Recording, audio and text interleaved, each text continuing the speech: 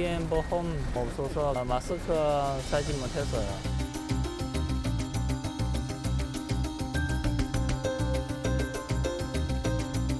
마스크 사기가 힘들어가지고 학교는 지금 마스크 제공해서 정말 너무 감사합니다.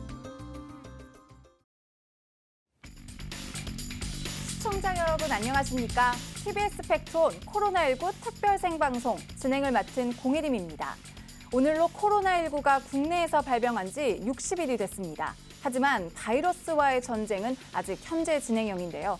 여전히 국민은 마스크를 구하기 위해 줄을 서고 있고 언제 어디에서 집단 감염이 발생할지 몰라 불안해하는 상황입니다. 오늘 이 시간에는 국내 집단 감염 사례 중 가장 큰 규모인 신천지와 관련된 모임에 대한 TBS 단독 보도와 방역 사각지대에 놓인 외국인 노동자들의 실태를 자세히 짚어보겠습니다. 오늘 함께할 취재 기자 소개합니다. TBS 코로나19 TF 문숙희 기자입니다. 안녕하세요. 네, 이어서 TBS 지역뉴스팀 서효선 기자입니다. 네, 안녕하세요. 네, 우선 현재까지 집계된 국내 코로나19 발생 현황부터 짚어보겠습니다. 서 기자. 네, 오늘 0시 기준으로 질병관리본부가 발표한 국내 코로나19 확진자 이제 8,652명입니다. 사망자는 공식 집계 94명으로 발표된 이후에 오늘 하루 동안 6명이 추가되면서 이제 100명에 달하고 있습니다. 전체 확진자 가운데 2,233명 이제 완치 판정을 받고 퇴원했고요. 오늘 오전 10시 기준으로 서울시 확진자도 이제 300명대에 진입했습니다. 네, 그렇군요. 네, 코로나19 확진자 8천여 명 가운데 60% 정도가 신천지와 관련된 환자인 것으로 드러났는데요. 이런 신천지의 음성적인 활동을 지적하는 보도는 줄곧 있었습니다.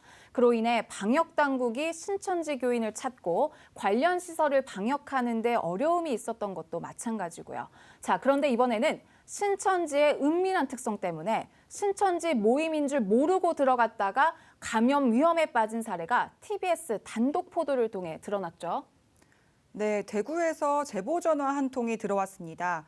신천지 교육생이었다가 빠져나온 한 20대 청년의 전화였습니다.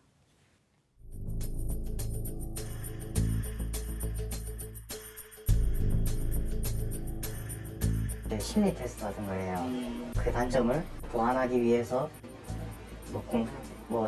너희와 어떻게 연결해주는 프로그램이 있다.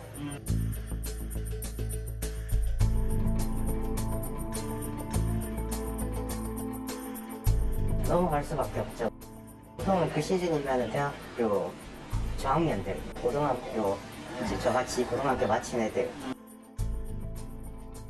내가 왜 성경 공부를 해야 하는지 사람의 약점을 파고 들어가면서도 커뮤니티 센터 안에서는 인터넷을 보지 말라 하거든요. 왜냐하면 그것은 마귀가 씌워진 글이다. 그 연결해준 사람이랑 연락이 갑자기 잘 안 돼요. 이제 그 뒤로 되면 사실상 자기들한테는 볼 일이 끝난 거나 다름없으니까.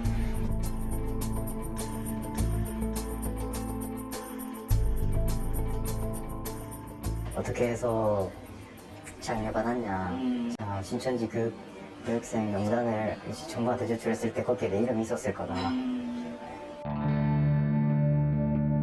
그것 때문에 신뢰감을 많이 얻었었죠. 후원단체이기 때문에 공신력이 있는 인증을 한 그런 거라고 생각하는 거죠. 약간 한국 나눔 플러스라고 하잖아요. 거기 그쪽도 신천지 단체였잖아요. 그쪽도 그 후원을 받은 걸로 알고 있고.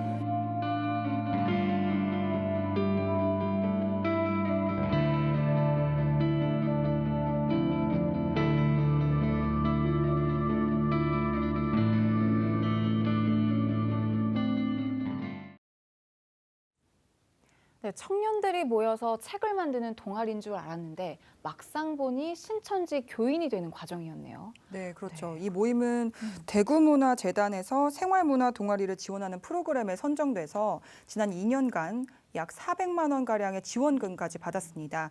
또 올해는 대구 청년 커뮤니티 포털에 청년 단체로 소개되기도 했습니다. 대구문화재단이면 공공기관 아닌가요? 그렇죠. 네. 그러니까 결국 11호 신천지의 포교 활동을 지원한 셈이네요. 네, 맞습니다. 저희 TBS가 이 단독 보도를 했었는데 그 시민들이 특히 대구 시민들이 저희 이 보도에 댓글들을 분노의 댓글들을 정말 많이 달아주셨어요. 이 단체에 이런 단체의 시재단이 어떻게 지원까지 한 것인지 이런 분노의 댓글들이 많았는데 그래서 대구문화재단에 제가 전화를 해봤습니다. 왜 이런 단체인지 모르고 이 지원을 했느냐, 알고 지원을 했느냐. 그랬더니 이 지원 프로그램에 나름대로 선정의 절차가 있긴 하더라고요. 전문가들이 점수를 매겨서 선정하는 과정이 있습니다. 그럼에도 불구하고 이 재단 관계자는 세세하게 이런 은밀한 포교 활동까지 들여다볼 수 없었고 또 현장 점검도 뭐 일일이 나가볼 수 없었기 때문에 몰랐다고 설명은 했습니다. 전문가분들이 서로 검토를 하고 거기에 대해서 등수에 맞춰서 드리고 있어요. 이 단체가 신천지 위장 단체다라는 거를 나중에 이제 시로부터 자료를 제공받아서 알게 되었어요. 아니, 혈세로 지원하려면 세세하게 들여다봤어야죠. 그렇죠. 동아리 모임인 줄 어쨌든 피해자는 알고 갔는데 실제로 그런 활동을 하긴 한 건가요? 네, 하긴 합니다. 왜냐하면은 신천지 활동이라는 겉으로 보여주지 않기 위해서 숨기기 위해서 다른 활동을 일부러 하는 것인데요. 실제로 이 청년은 글을 쓰고 책을 내고 크라우드 펀딩까지 하는 단체에 들어간 겁니다. 그래서 언뜻 보면 신천지인지 절대 알 수가 없었어요. 제보를 주신 청년은 몇 번 모임에 나가서 글도 쓰고 하던 와중에 관심 분야에 대한 전문가를 소개해 주겠다고 해서 만났답니다. 예를 들면 심리학에 관심이 있다고 하면 심리학 교수를 소개해주고 이런 식이죠. 그리고 이분들을 만나보니까 심리 테스트를 해주겠다고 하면서 너의 성격에 이런 단점이 있으니 성경 공부를 해서 단점을 보완해 나가자 하면서 데려간 곳이 신천지 복음방입니다. 그리고 이 복음방에서 몇 주 있다 보면은 신천지 교육생을 길러내는 곳인 신천지 교육센터로 데려가게 되는 거죠. 여기서 6주간 이제 교육을 하다 보면은 이제 신천지 신도가 되는 그런 과정들입니다. 애초에 신천지라는 사실을 철저히 감추면서 다른 활동을 하기 때문에 당사자로서는 이곳이 신천지 위장 단체인지 아닌지 알 수가 없는 겁니다. 네, 그렇군요. 그러면 지금 이 모임, 지금도 활동을 하고는 있는 건가요? 이 모임은 동아리 정도의 개념의 모임이라서 홈페이지 같은 건 없고요. 블로그를 바탕으로 활동을 하고 있었는데 저희 단독 보도 이후에 대구 CBS나 영남일보, 대구신문 같은 대구 지역 언론사들이 이어서 조금 보도를 했습니다. 그랬더니 이 블로그가 어제 들어가 보니까 다 닫혀져 있던 상태더라고요. 이 모임 관계자들은 처음에 본인들이 신천지 위장단체가 절대 아니라고 이렇게 주장을 했었고 만약에 이런 신천지 교인을 만났다면 그 모임 중 한 명이 개인 한 명이 일탈을 해서 그런 것이다. 이렇게 설명을 했었는데 간판도 내리고 활동을 접은 걸 보면 사실상 신천지 위장단체임을 시인하는 꼴이 아니냐 이런 의혹이 커지는 부분입니다. 종교와 연관돼서 제가 그런 활동을 하는 건 아니고요. 저희 단체는 신천지랑 관련이 있는 게 아니기 때문에 신천지 이렇게 엮였다 이런 것도 사실 저희 입장에선 모르는 입장이었고 건데 이 작품의 깊이를 조금 더 더하기 위해서 이제 외부에서 저희 단체를 도와주신 이렇게 위장해서 포교하는 경우가 이곳뿐만은 아닐 것 같아요. 네, 맞습니다. 겉으로는 사회단체고 봉사단체인데 알고 보면 신천지 교육을 하는 신천지 위장단체인 곳 지역사회 곳곳에 정말 많습니다. 일단 제가 확인한 바로는 대구문화재단에 등록된 또 하나의 극단이 이 신천지 위장단체였고요. 또 대학교 동아리에도 꽤나 많다고 들었습니다. 대학교에도. 네, 저도 이번에 확인을 해보니까 제 모교에도 신천지가 멘토나 진로 지도 상담사 이런 것들로 학생들에게 접근해서 시민단체나 NGO에 관심 있는 학생들에게 가짜 전문가를 소개하고 있었습니다. 네, 그래서 동아리뿐만 아니고 비영리 단체나 사단법인 같이 좀 더 큰 규모의 단체도 존재합니다. 그래서 앞서서 제가 신천지 교육생을 길러내는 센터라고 한번 언급을 드린 바가 있는데 이 센터도 겉으로는 다른 문화 활동을 하는 그런 센터이지만 안에 보면은 신천지 교육생을 만드는 그런 양성소였던 것이죠. 그래서 심지어는 코로나19 자가격리자라고 통보를 받은 뒤에 자신이 신천지 교육생이라는 걸 알게 된 사례도 있다고 합니다. 그래서 교육을 받는 동안에도 신천지인 것을 모르는 분들이 꽤나 있었습니다. 철저하게 감추는 거죠. 자신의 정체성을. 두세 명이서 그 사람을 포교하기 위해서 연기하는 거거든요. 네. 개인적으로 상담했던 케이스 중에 자기의 포교 대상자에게 3년을 잘해줬어요. 위장하고 거짓말을 하니까 그게 일상화가 되어 있는 집단. 그렇기 때문에 우리가 파악하기가 너무 힘들었던 것이고, 또는 신천지가 회사들을 만들어서 위장 회사를 운영하는 것들, 그런 경우들은 알 수가 없는 경우죠. 신천지의 이런 음성적인 포교 활동, 아름아름 시청자들께서도 알고 계셨을 겁니다. 그런데 이번에 수면 위로 확 드러난 건 31번째 확진자가 신천지와 연관이 있다는 사실이 이제 밝혀지면서 그 이후에 대규모 집단 감염으로 이어졌기 때문이죠. 네, 맞습니다. 신천지가 집단 감염으로 원인으로 보이는 대목을 두 가지 짚어드리도록 하겠습니다. 첫째로는 신천지는 자신이 교인이라는 것을 드러내지 않는다는 사실입니다. 신천지 교인임이 드러나면 지금껏 이렇게 음성적 포교 활동을 했었는데 앞으로는 이걸 하지 못하게 되기 때문이죠. 그래서 신천지가 제출한 교인 명단이 정확하게 맞아들어지지도 않았고, 또 전체 진단 검사를 시행하는데도 차질이 빚어질 수밖에 없었습니다. 둘째로는 음성적 공간이 워낙 많기 때문에 역학조사에 큰 방해를 받았습니다. 종교시설로 등록돼 있지 않은 곳에서 예배를 하거나 교육을 하기 때문에 이를 드러내지 않으려고 거짓말을 한 거죠. 결국 이런 활동들 때문에 결국에는 5,000명 집단의 감염, 불을 댕긴 거라고 설명을 드릴 수 있겠습니다. 근데 특정 밀집 지역에 있다든지 아니면 이제 신천지 신도임을 알리지 않고 이제 근무를 하는 이제 그러한 이제 사례들이 있어서 이제 역학조사 자가격리가 되고 있는 상황에서 그것이 이탈해서 나타나는 그런 문제, 특히 이제 방역에 협조적이지 않는 문제가 피해 다니는 사람들을 찾아내는 것도 정부의 일이잖아요. 그렇죠. 네, 지방자치단체 차원에서 또 많은 노력이 있다고요. 네, 지금도 계속 해오고 있죠. 일단 대구시는 정확한 명단 확보를 위해서 2차 행정조사에 들어갔습니다. 서울시와 경기도는 서울 경기 지역 신천지 교인 유증상자 2,000명에 대해서 검체 채취를 했고요. 또 주목할 부분은 이 부분입니다. 서울시는 신천지 예수교 법인에 대한 해산 절차까지 밟고 있다는 점인데요. 다음 주 월요일인 23일에 이 최종 결과가 나옵니다. 법인이 해산돼도 종교단체인 이 신천지 교회가 아예 없어지는 것은 아닙니다. 하지만 법인으로서 받고 있었던 세제 혜택들, 이런 것들이 다 박탈당하게 됩니다. 그렇군요. 네, 이런 것들이 실효성은 있나요? 사실 실효성이 있다고 말씀드리긴 조금 어렵죠. 그래서 근본적으로 막기 어렵기 때문에 보다 실질적인 대책이 무엇이 있는지 신천지를 9년 동안 연구한 전문가를 찾아서 물어봤는데요. 현행법에 있는 것을 기반으로 좀 제재를 할 수 있다라는 얘기를 했습니다. 학원법과 건축법 위반 사항을 철저히 찾아내서 수사를 해야 한다고 제안을 했는데요. 우선 이른바 신천지 교육센터라는 곳에 학원법을 적용하자는 겁니다. 학원법에 따르면 10명 이상의 학습자가 30일 이상 학습 장소로 제공하면 학원이고, 신천지는 지금 이 학원 등록을 안 하고 있다는 거거든요. 그래서 센터의 학원법 규제가 적용이 되면 위법이 되기 때문에 음지에서 양지로 꺼낼 수 있다는 주장입니다. 또 둘째는 건축법 위반 사항을 철저히 적발하자는 겁니다.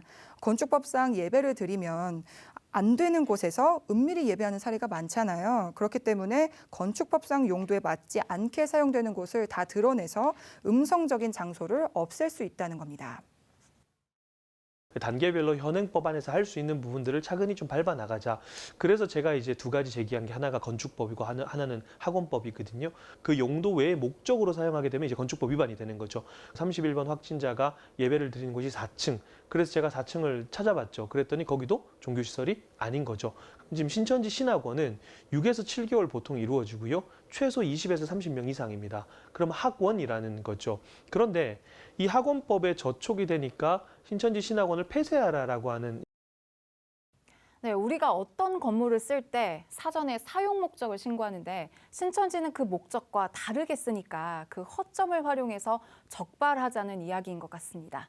네, 신천지로 인한 피해 사례를 끝까지 문 기자와 TBS가 함께 추적하겠습니다. 네, TBS 팩트온 코로나19 특별 생방송 현재 8시 14분을 지나고 있습니다. 자, 이번에는 여전히 방역의 사각지대에 놓여 집단 감염 위험에 처한 국내 외국인 노동자들에 대해 이야기 나눠보겠습니다.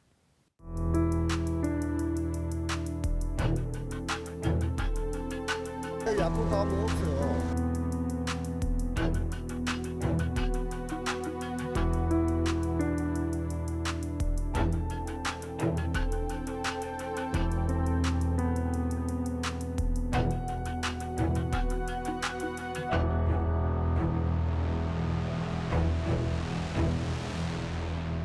얼마나 그 사정이 많죠.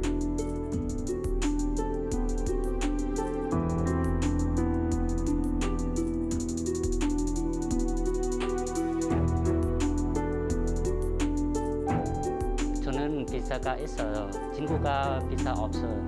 친구가 마스크 써서 없어. 저는 한테 사주게 해주세요.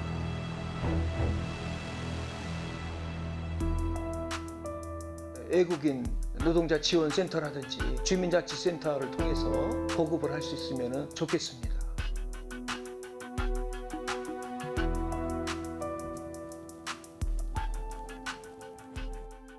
서 기자, 한 달 전에 외국인 노동자들이 근무하는 건설 현장의 방역 실태를 고발했었죠. 네, 코로나19 확산 초기에 건설 현장 노동자들의 방역 실태 직접 확인해보기 위해서 나갔었습니다. 제가 찾아갔던 소규모의 민간 건설 현장은 화장실조차 대부분 마땅히 마련돼 있지 않아서 인근 상가나 또 인근 마트 등의 화장실을 이용하고 있었습니다. 그렇다 보니까 손 씻기 당연히 어려웠고요. 마스크랑 손소독제도 찾아보기가 어려웠습니다. 또 노동자들은 격한 건설 현장 업무의 특성상 하루 종일 마스크를 끼고 있는 건 현실적으로 불가능하다고 호소했습니다. 또 장갑을 끼고 흙이나 자재들을 날라야 하기 때문에 장갑을 벗었다가 손소독제를 이용하거나 이런 식으로 손소독제 사용 수칙을 지키는 것도 사실상 어려운 상황이라고 말했습니다. 또 대형 건설 현장은 현장 입구에서부터 열감지 카메라나 각종 소독 시설들을 완비해두고 있었는데요. 반면 이들 작은 현장에는 아무것도 없는 경우가 많았고 현장 관계자들도 어려움을 호소했습니다. 작은 현장에서는 열 감지기 비용 때문에 기계 감지기 때문에 그건 어렵기 때문에 저희는 저희 체크를 하지 못하고 있습니다. 그리고 마스크도 조금 구에서 구청에서 나눠줬으면 좋은데 저희까지는 찾아 돌아오지는 않는 것 같고 그런 거에서 자기 지금 현장에서는 여러 가지 좀 그 신종 바이러스 부분에 대해서는 전혀 어떻게 대비를 하지 못하고 예방을 하지 못하고 있는 실정입니다. 네, 이런 중소 현장은 특별히 등록 절차 없이 신분 조회 절차 없이 일할 수 있어서 보통 미등록 외국인들이 많이 일하러 가는데요. 이들이 일거리를 받기 위해 매일 새벽 모여드는 남구로역 인력시장 역시 그때 당시에는 마스크를 착용한 사람들을 찾아보기 어려웠습니다. 네, 저도 건설 현장에서 취재를 많이 나갔었거든요. 폭염 때 근로 행태라든가 뭐 안전 설비가 설치되어 있지 않는지 이런 것들을 취재를 많이 나갔었는데 그때마다 계속 나왔던 얘기가 이게 비단 어제 오늘 일이 아니라는 겁니다. 이렇게 위험한 건설 현장인데도 계속해서 문제가 반복되고 있고 대책은 가장 마지막 순서로 배치가 돼 있다는 거죠. 이번에도 상황이 그리 달라 보이지는 않는 것 같아요. 어제 오늘의 일이 아니다라는 이야기인데요. 미등록 외국인 노동자가 많은 중소 건설 현장에서는 또 방역이 또 잘 이루어지지 않는 것 같은데 최근에 그 현장을 또 다시 가봤죠? 어땠어요? 네, 우선 한 달 만에 다시 찾아간 구로구 인력시장. 그때보다는 그래도 비교적 마스크를 착용한 사람들이 많이 눈에 띄었습니다. 하지만 가까이 다가가서 이야기를 들어보니까 여전히 어려움이 많았는데요. 우리는 다 중국에서 이쪽으로 붙은 거예요. 그거는 못 사요. 아침에 일하러 나갔는데 뭐 어디 시간이 있어야지. 다 팔아가지고 없다고 그래요. 현장에서 앉아요. 네, 새벽부터 늦은 오후까지 건설 현장에서 일하는 외국인 노동자들에게 마스크 사기는 하늘의 별 따기입니다. 겨우 산다고 해도 현장에서 하루 종일 마스크를 끼는 건 앞서 설명드렸듯이 업무의 특성상 현실적으로 불가능하고요. 약국에서 일주일에 겨우 2개 구해서 현장에 나갈 때까지 인력시장에서 대기하는 시간 동안만이라도 끼면 다행인데 이마저도 구하지 못하는 노동자들 적지 않았습니다. 또 인력시장에서 만난 한 중국인 청년은 학비를 벌러 한국에 왔다면서 자신처럼 정식으로 취업비자를 받지 않은 사람들은 마치 도깨비 시장처럼 반짝 열리는 노점상에서 가끔 마스크를 구할 수 있다고 말했습니다. 가림봉 시장에서 사서 한국인 판매하는 사람이에요. 외국인 보험, 국민보험 없어서 그래서 마스크 사지 못했어요. 쌀래도 못 사는데 아예 살 수 없는 거지. 신분증 없는 사람은 쌀 희망이 더 없는 거지. 신분증이 없어서, 건강보험증이 없어서 마스크를 못 산다는 얘기는 어떤 내용이죠? 네, 우리가 마스크를 사려면 약국에 갈 때 신분증을 가져가야 하는 것처럼 외국인 노동자들도 외국인 등록증과 건강보험증 이 두 가지를 반드시 지참해야 구매가 가능합니다. 외국인 등록증은 신분 확인용이고 건강보험증은 중복 구매 방지용인데요. 미등록 외국인의 경우에는 신분 확인증이 없는 경우가 많고 등록 외국인이라 하더라도 비용 부담이 크기 때문에 건강보험에 가입하지 않은 경우가 많아서 전체적으로 마스크 확보에 어려움을 겪고 있었습니다. 네, 그렇군요.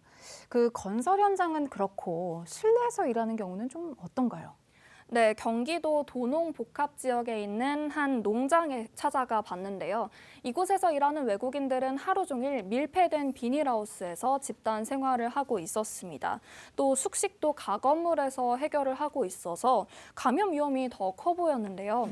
개인 감염 예방에 가장 기본이 되는 방역 마스크를 끼고 있는 노동자들은 거의 찾아보기가 어려웠고 또 노동자들에게 직접 현장에 대해 물었더니 일단 약국에 갈 시간이 없다라는 응답이 가장 많았고 또 다른 응답으로는 갔는데도 살 수가 없었다는 응답도 꽤 많았습니다. 대신에 몇 번씩 빨아쓴 면으로 된 작업용 마스크를 취재진에게 보여줬는데요. 혹시 현장에서 방역 마스크를 제공하진 않는지 물었더니 그저 고개를 절레절레 흔들었습니다. 또 미등록 외국인들은 아예 마스크를 구할 수 없다고 호소하면서 혹시나 신분이 노출될까 취재진들을 꺼리는 모습이 대부분이었고요. 아직 농장 관계자들은 이 지역에는 코로나 감염자가 없다고 말하면서 오히려 노동자들이 관계자들보다 더 위생수칙, 예방수칙을 철저히 지키고 있다고 이들에게 책임을 떠넘기는 모습이었습니다. 그렇군요. 그 뭐 마스크 물량 자체가 충분하지 않다 보니 현장에서 사업주들이 원활하게 이제 제공하지 못하는 것 같기도 한데 그렇다고 뭐 마냥 손 놓고 있을 수만은 없는 거잖아요. 네, 방역에 틈이 생기니까요. 네, 그렇죠. 현재 우선 자치단체 차원에서 임산부나 노약자 또 요양보호사들에게는 마스크 지급한다는 얘기 간간히 들어보셨을 거라고 생각됩니다. 그런데 미등록 외국인에 대해서는 전혀 손도 대지 못하고 있는 상황인데요. 그 이유를 물었더니 일단 자치단체에는 이 미등록 외국인에 대한 관리 권한이 없고 그에 따라서 이들을 특별히 전담하는 부서도 없는 상황이어서 이들에 대한 책임도 없다는 입장이었습니다. 또 자치단체에서 이렇게 손 놓고 있는 사이에 미등록 외국인들은 방역체계 그 바깥으로 점차 더 숨어들면서 사각지대에 놓여 있었는데요. 대중교통이나 방송을 통해 우리가 흔히 쉽게 접할 수 있는 위생수칙 또 각종 지원책 역시 한국어가 서툰 이들은 모르는 경우가 많았습니다. 뭐 기존에 관리 인력이나 부서가 없었어도 지금 상황이 상황이니만큼 좀 선제적으로 대응하는 모습이 있었으면 좋았을 텐데 좀 아쉽습니다. 자, 그러면 미등록 외국인 노동자가 코로나19 감염 증세가 이제 발생했을 때 뭐 어떻게 대처하죠? 네, 우선 정부는 국내에 불법으로 체류하는 외국인들에게도 코로나19 확진 시에는 합법적으로 체류하는 외국인들과 마찬가지로 치료비를 전액 지원한다는 입장입니다. 그렇군요. 또 지난 1월에는 신분 통보 면제 정책도 시행하겠다고 밝혔는데요. 원래 공무원들은 관내에서 불법 체류 외국인을 발견하면 그 즉시 출입국 관리법 또 시행령에 따라서 지방 출입국과 외국인 관서에 통보해야 합니다. 그런데 이번 코로나19 사태에서 방역 체계의 사각지대에 놓여 있는 외국인들을 위해서 특별히 당분간은 신분 통보 의무를 면제한 겁니다. 정부에서는 좀 나름대로 좀 배려를 한 것 같은데 뭐 실효성 좀 있나요? 현장에서는 아무리 신분 통보 면제한다고 해도 불법 체류자들은 일단 강제 출국에 대한 두려움이 가장 크기 때문에 이번 제도가 그렇게 매력적이지는 않다고 답했습니다. 그렇군요. 또 제도의 취지는 물론 좋았지만 홍보 방법이 아쉬웠다는 비판도 있었는데요. 우리가 보통 홍보 방식을 고민할 때 사람이 많은 곳에 유인물을 배부하거나 현수막을 걸면 다들 알겠지 이렇게 생각합니다. 그런데 전문가들은 이 미등록 외국인들은 일단 활동 반경 자체가 집과 일터 이런 식으로 반복되면서 굉장히 좁기 때문에 오히려 사람이 많은 곳에 유인물을 배포하는 건 그렇게 효과적이지 않을 거라고 말했습니다.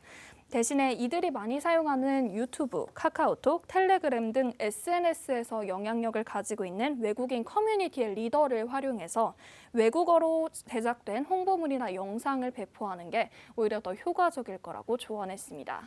그렇군요. 결국 정부와 외국인, 이 노동자를 이렇게 연결해주는 중간자 역할이 필요하다는 건데 커뮤니티 리더 외에 또 적임자는 없을까요? 네, 이 부분에 대해서는 전문가 얘기 들어보겠습니다. 체류 자격이 없는 외국인들은 사회하고 계속 연결될 수 있어야 되거든요. 체류 자격 없는 이주민들을 어떻게 공공 서비스와 계속 연결시킬 수 있을 것인지, 후속 대책들이 좀 계속 나와야 이게 좀 실효성이 있을 것이지. 고용노동부에서 산업장에 근무하는 외국인 근로자들 있지 않습니까?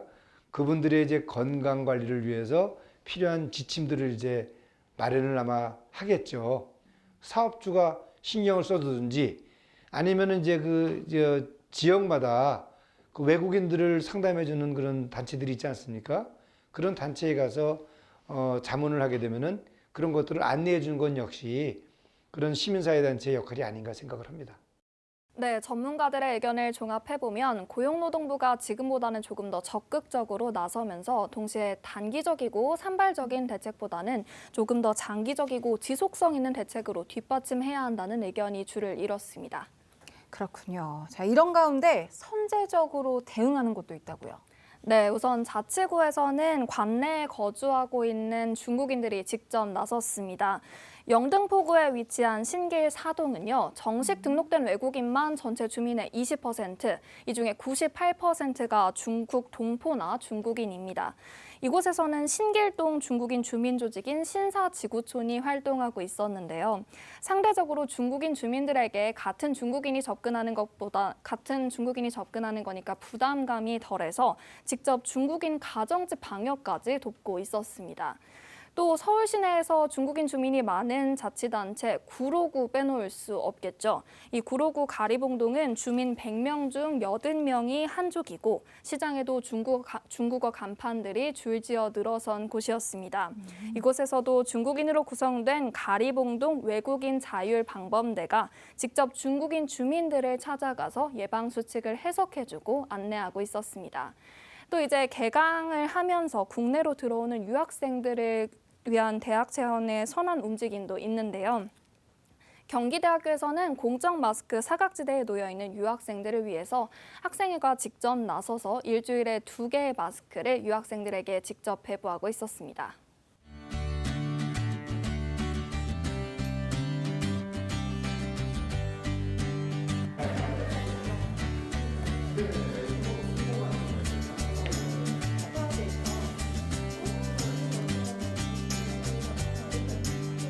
이거 들고 선생님한테 가면 돼요? 언제 입국하셨어요? 2월 29일에. 아, 예. 코로나 때문에 요즘 일상생활은 좀 불편해져요. 그래서 그 학교에 와서 그 문제가 있는 건가도 해결할 수 있고, 요즘 마스크 사기가 힘들어가지고 학교는 좀 마스크 제공해서 정말 너무 감사합니다.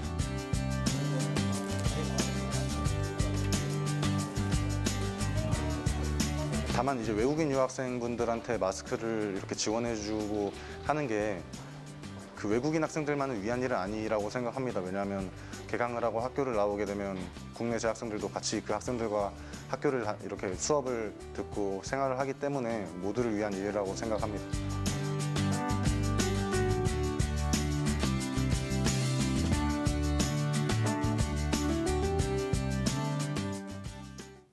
네, 방역 사각지대에 놓인 외국인을 그대로 방치하면 우리나라 방역에 틈이 생길 수 있습니다. 더 늦기 전에 그 틈을 메워야 할 것 같습니다. 네, 최근 노인 요양시설, 종합병원 같은 밀집 시설을 중심으로 산발적인 집단 감염이 이어지고 있는데요. 네, 정부도 개인도 방역의 끈을 끝까지 놓지 말아야겠습니다. 네, 오늘 저희가 준비한 내용은 여기까지입니다. 시청해주신 여러분 고맙습니다.